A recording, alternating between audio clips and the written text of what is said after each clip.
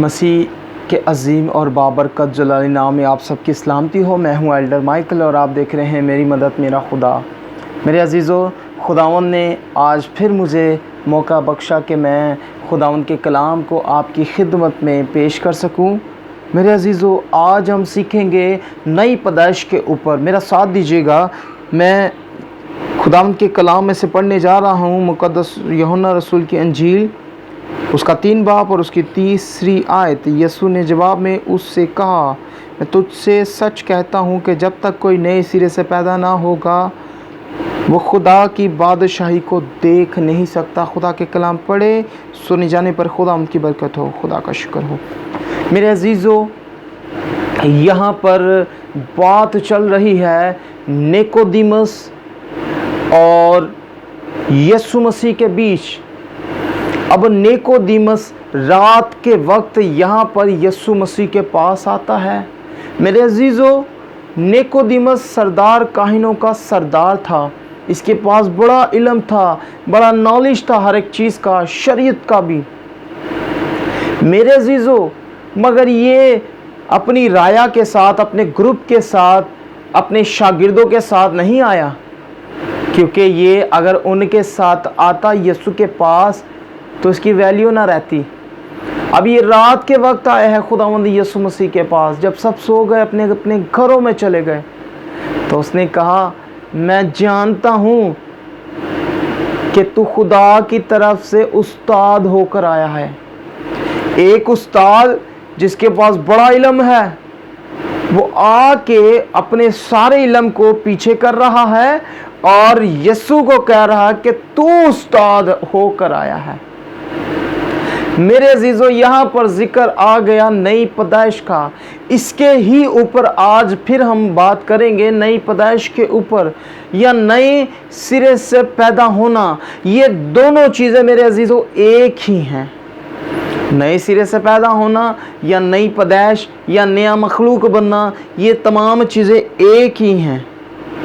इसका मतलब यह है कि पुरानी जितनी भी चीज़ें हैं उसे पीछे कर देना या छोड़ देना या उसको मलिया मीट कर देना और नई ज़िंदगी गुजारना, ये नई पैदाइश है। ये नई पैदाइश है मेरे अजीज़ों।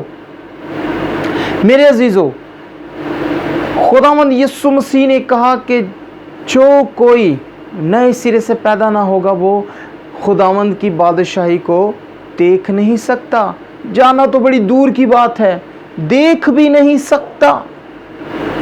आप जानते हैं कि जहां हमने जाना होता है, किसी बस का वेट कर रहे होते हैं, तो हमारे जाने से पहले हमारी नज़रें वहां पहुंचती हैं कि हाँ, ये वही बस है, ये वही गाड़ी है जिसमें मैंने जाना है।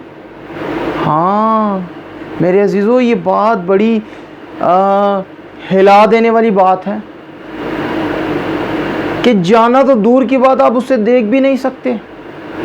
मेरे अजीज़ों, खुदावंद चाहता है कि हम सब नए सिरे से पैदा हो जाएं, नए सिरे से पैदा हो जाएं, नया मखलूक बन जाएं, पुरानी चीज़ों को बाय बाय बोल दें।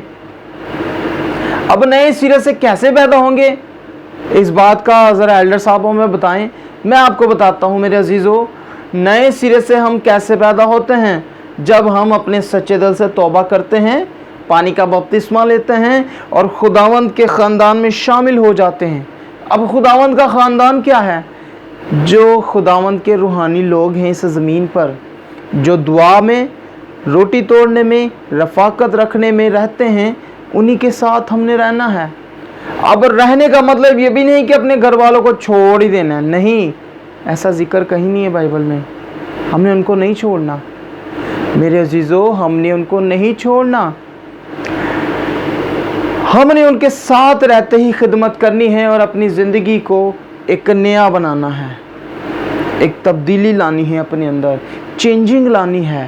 पुरानी चीज़ों को बाय बाय कर दें, दुआ करें, तौबा करें सच्चे दिल से, पानी का बपतिस्मा ले, बहुत ज़रूरी है। उसके बाद दुआ करें और खुदावंद देखे फिर आपको कैसे कसरत से इस्तेमाल करता।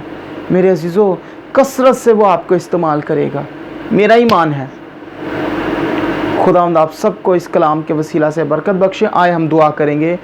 ऐ मुहीब ज़िंदा आसमानी बाप, हम तेरी शुक्रगुजारी करते हैं खुदा कि तू हर बनी नो इंसान को नए सिरे से पैदा करने की कुदरत रखता है।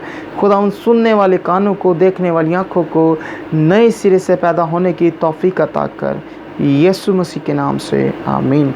आए हमारे बाप, तू जो आसमान पर है, तेरा नाम पाक माना जाए, तेरी बादशाही आए, तेरी मर्ज़ी जैसे आसमान पर पूरी होती है ज़मीन पर भी हो।